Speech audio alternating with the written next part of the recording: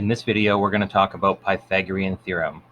Now, it's called Pythagorean Theorem because it is named after Pythagoras, a Greek philosopher who supposedly was the first one to realize this relationship. And to summarize, as long as you remember a squared plus b squared equals c squared, that's kind of the essential truth. As long as you can remember that, you should be able to work out and answer the rest of the questions related to this kind of thing. First of all, we want to talk about labeling our triangle briefly. So we need to know that when we have a right angle triangle, so Pythagorean theorem is only for right angle triangles. Next year in grade 10, you're going to look at different kinds of triangles. Pythagorean theorem only works for right triangles. Every year I have students try to use it for other kinds of triangles. It only works for right angle triangles. When we label our triangle, the most important part is that C is our longest side, the side across from the 90-degree angle. The other two sides, it doesn't really matter which is A and which is B, but often I'll use B as the bottom or the base of the triangle just to help me remember and keep things straight. So A kind of goes on the side, B is the bottom, and C is the longest side. And just hopefully you've watched the videos already that I posted, the YouTube videos, but just as a way of visualizing, if we had our triangle and then this is side A and we drew a square with sides of A, so the area of the square is A squared. And for the base, I drew a square with side lengths of B, so the area of the triangle would be B squared. If I took these two triangles and added up their areas, I would get a square. If I took a square of size A squared and a square of size B squared, I added those squares together, I will get a square with the size C squared. So the side C, side length C, area of C squared. So this square plus this square, the area of each would equal this square, which is what we described here. A squared plus B squared equals C squared. Now let's dive in and do a few questions from the homework sheet. Let's start with 1A. So we have our triangle, 8 centimeters on one side, 6 centimeters on the other. We're going to find our unknown length is our long side, and it is a right angle triangle. This is the general process we should go through each time we're asked to use Pythagorean theorem. So step 1, is it a right angle triangle? Yes, that's what that symbol tells us. Step 2, label it. All right, we need to label it in terms of A and B and C. So I'm going to label this side A. I'm going to label this side B for base. As I mentioned before, the A and B labels don't matter. If you switch them, that's fine. But most importantly, the longest side, the one across from the 90 degrees, is always my side C. That's most important. And step 3, sub and solve. So let's sub our numbers into our equation. So their equation was A squared plus B squared equals C squared. I know the value of A is 8, so 8 squared plus my value for B is 6. 6 squared equals, and C's our letter X, so X squared. All right, now we're just solving equations, which we already know how to do. We've been doing things like this all semester. So let's take a look. Let's expand and collect like terms first. So 8 squared is 64, 6 squared is 36, equals X squared. 64 plus 36 is 100, equals X squared. And now our final step, how do I get the X by itself? Because the question asks us what is the value for X, not X squared. Well, remember, every time we need to solve an equation, every time we need to isolate a variable and get X by itself, we need to undo whatever is being done to it. In this case, X is being squared. So we need to do the opposite of squaring, and that is the square root. So we're going to take the square root of each side. So we're going to take the square root of 100 and the square root of X squared. Square root and squared are inverse or opposite operations. They cancel each other out. So all that we're left with here is the X and the square root of 100. So what number times itself equals 100? You can just use your calculator right away. Square root 100 is 10. And it also had centimeters. So if we had a conclusion, therefore, X is 10 centimeters. Let's try a couple more. Let's take a look at 1D. Let's go through our process. First of all, is it a right angle triangle? Yes, look good. Second, let's label. So our longest side across from the 90-degree angle is side C. We'll have B at the bottom and A along the side. And I know in the actual work book question sheet, this triangle is reversed, but that's okay. It doesn't matter which way I draw it as long as I keep track of the labels. So I did this on purpose so you can see that we can flip the triangle, and that's okay. I still have my longest side of 53, my height of 45, and my base is the value I'm trying to find. So we did step 1 and step 2.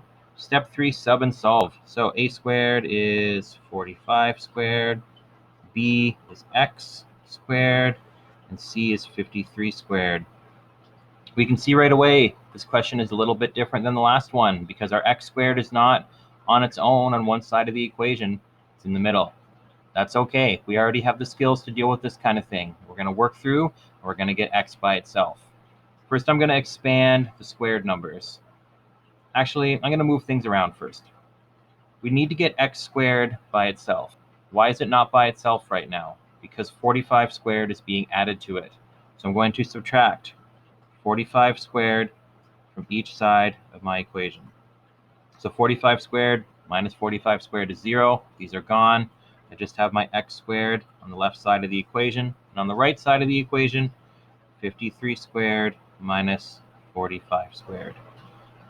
Now let's go ahead and do our math. Let's expand these numbers and collect our like terms. You can do this all in one step on your calculator. Otherwise, you can write out the individual numbers. So I'll show all my work. 45 squared is 2025. X squared equals 2809 minus 2025, 784. And remember, I don't want x squared. I want x by itself. In order to get that, I take the square root of each side. The square root of 784 is 28. So therefore, x is 28 kilometers. We can also do a quick sanity check. If I got a bigger number, let's say I did this and my answer was 100, and then I take a look and, whoa, that means that's the longest side now because this is only 45 and this is only 53. That's wrong. I always know my side lengths here, A and B, have to be less than my side length C, because by definition, C is the longest side of my triangle. Let's try something more challenging with question H. I have two unknown sides. I only know the longest side. The C value is 30 centimeters. But notice what else has been added to the picture. These little lines on our sides. I believe we've discussed that previously, that when we see that little dash, that means these sides have the same length. So these are both have a side length of x. So let's just go through our process and see if it works. Step 1, is it a right angle triangle? Yes. Add our labels.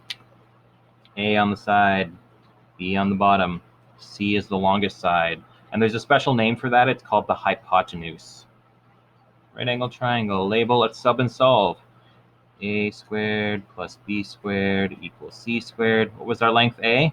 X. So X squared plus our length B was X. X squared equals C squared is 30 squared. Let's take a look here. What do I notice? I have the same variable and the same exponent.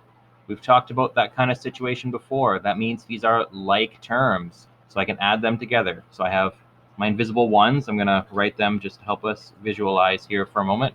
I have 1x squared plus 1x squared. How many x squareds do I have?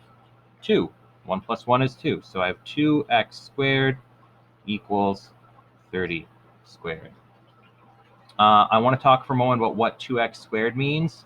That means I have 2x squareds, or 2 squares, each with a side length of x, if that helps you visualize. Be careful with the exponent. Sometimes students will do this. They'll see 2x squared, and they'll be like, oh, I need to apply the 2 to the 2. So 2 to the power of 2 and x to the power of 2, so that's 4x squared.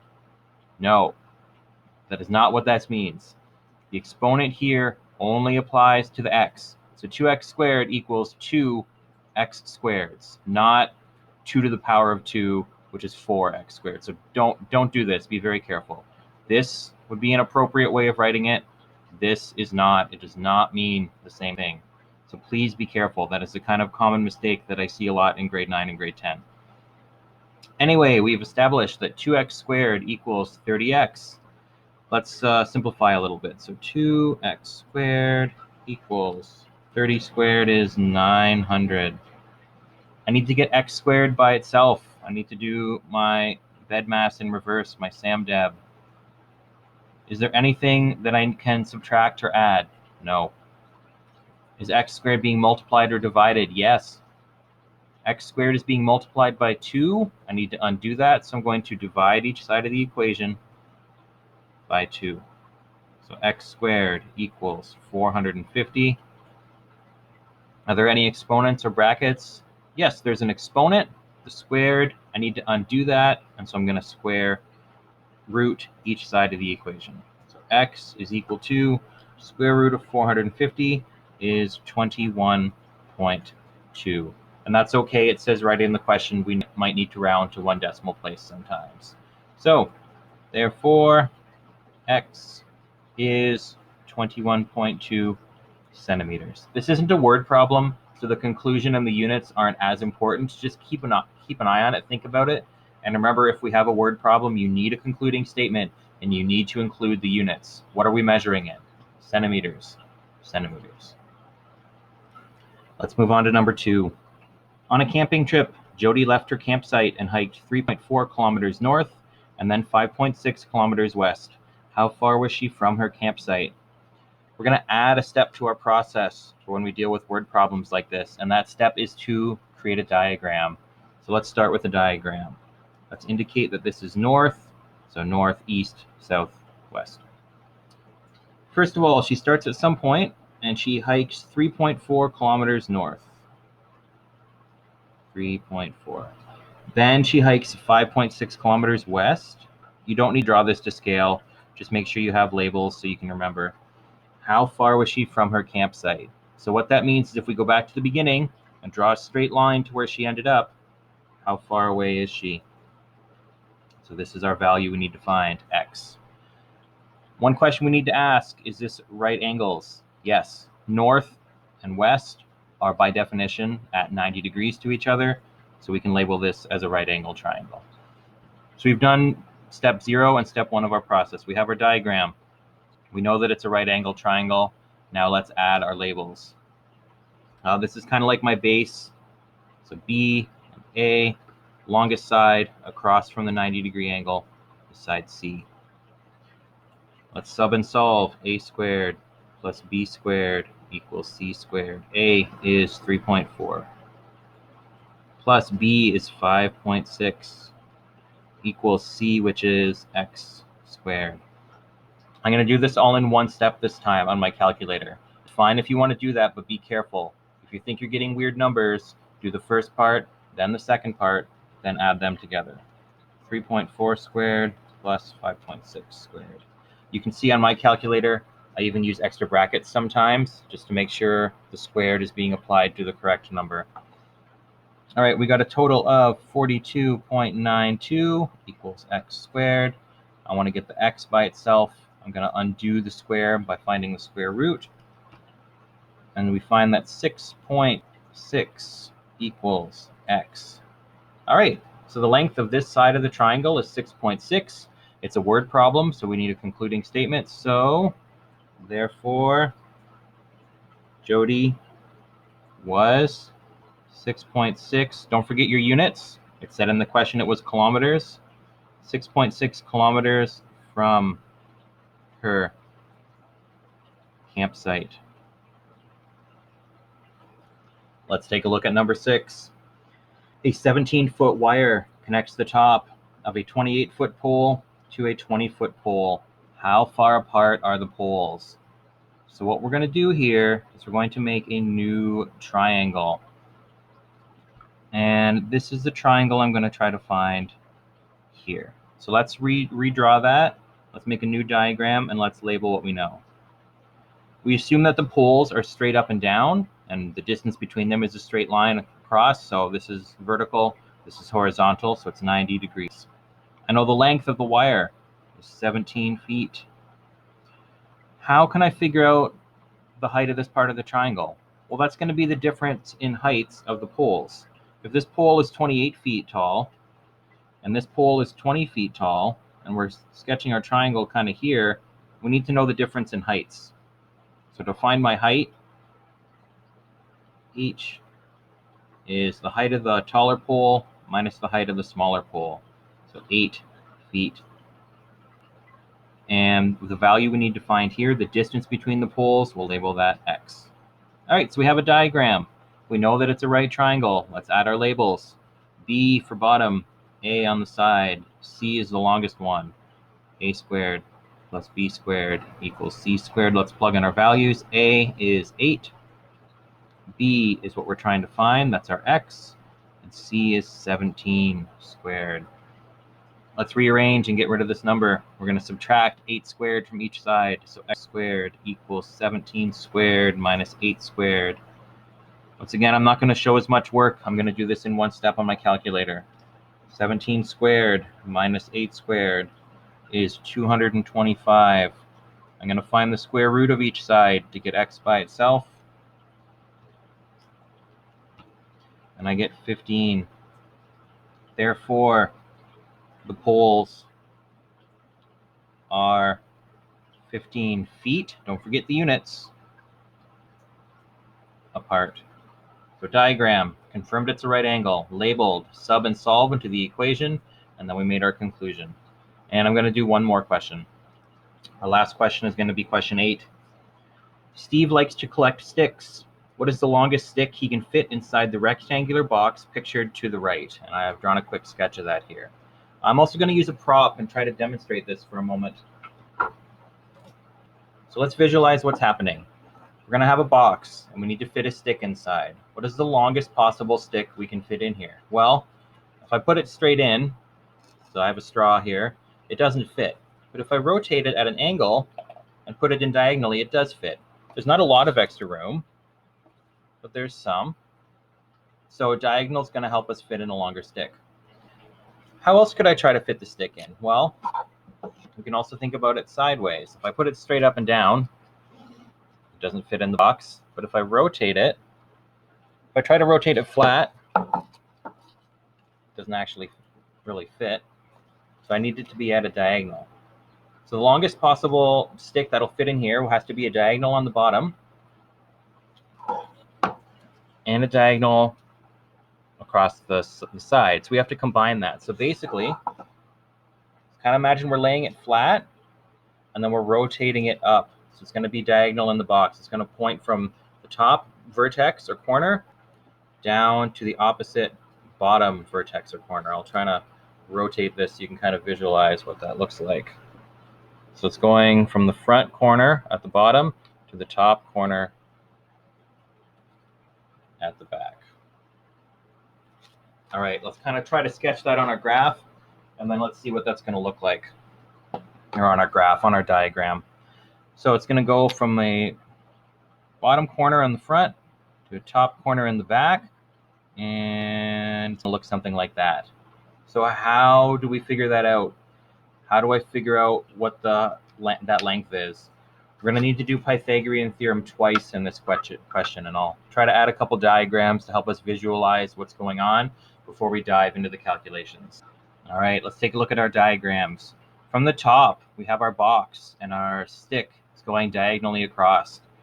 So this length right here, we're going to call that B. It represents the base of our triangle, and I've drawn that here. So this is B, the bottom of the box, the diagonal line across the bottom of the box. So we're going to look at the box top down, and we're going to solve for that length, and that's going to be B. We need to know the height. So from the side view, what's the height of this new triangle we're trying to make with our new stick? Well, we already know that. It's going to go from the bottom of the box to the top of the box. We're already given that information. That is 10 centimeters. So I can actually label that right away. That's going to be my A, and that's going to be 10 centimeters. And we need to solve the maximum length of the stick. So that's the length of this line from top front corner to the back top corner, or our side view, that's the length of this part right here. So that's going to be our C. So we need to do our calculation twice. We need to look at the top-down view and solve for B. Then we'll have two sides and be able to solve for C, our maximum stick length. So I'm going to redraw this a little bit to have some room to actually show you the math. All right, I'm actually just going to erase that and hope it's enough room. From our top-down view, what do we know about this box? I know it has a length of 48 and a bottom of 20. And we're going to work with this triangle right here. And it is a right angle triangle because this is a rectangular prism. All the corners meet at 90 degrees. So we're just finding the diagonal across the bottom of our box. A squared, B squared, C squared. Let's solve. I'm not going to show as much work because we've gone through this a few times now and I don't have a lot of room here. So A squared, 48 squared, plus B squared, 20 squared equals C squared. 48 squared plus 20 squared is 2704, which means C has a length of 52. So the diagonal across the box, just across the bottom, would be 52. So this is 52 centimeters. So now I know how much height can be covered by my stick. I know how much flat bottom length can be covered by my stick. So this is like the diagonal length across the bottom of the box. Let's find C, our maximum length of our stick. I'm just going to erase this so we have room to write. All right, same formula as always. A squared is our height here, 10 squared, plus B squared. We just found that B was 52. Let's find C squared. And we know that C has to be greater than 52 because C is always the longest length. So if we do our calculation and C is smaller than 52, we did something wrong. Once again, I'm not going to show every single step. We've done this a few times. I'm going to add up these numbers. 2,804. C squared. I'm going to take the square root of each side to find C. C is 52.95. It's not a lot longer than this side, but that's okay. Once again, just like in our example box, basically they're saying that the stick that fits here on the bottom, you're not going to gain that much more length of stick available just by rotating up a little bit. It's only 10 centimeters in height. You can only rotate it up a little bit. So this stick is close to the maximum length of what fits, but we can fit a slightly longer stick when we rotate it up a little bit. So that's okay that these numbers are very close because our C value is still longer. Let's write our conclusion. Therefore, longest stick that will fit is 52.95 centimeters. All right, if you have any other questions about this homework, if there's any other problems you'd like me to go through that you didn't understand, please let me know. I received very few messages or questions from students in this class. If you're having trouble with the homework, please let me know. I want to help you. So post on the classroom, on the post below the videos, if there's something specific in the video. You can message me directly. I can make more videos if there's something you don't understand. Just please check in if you need help, and I'd be glad to help you.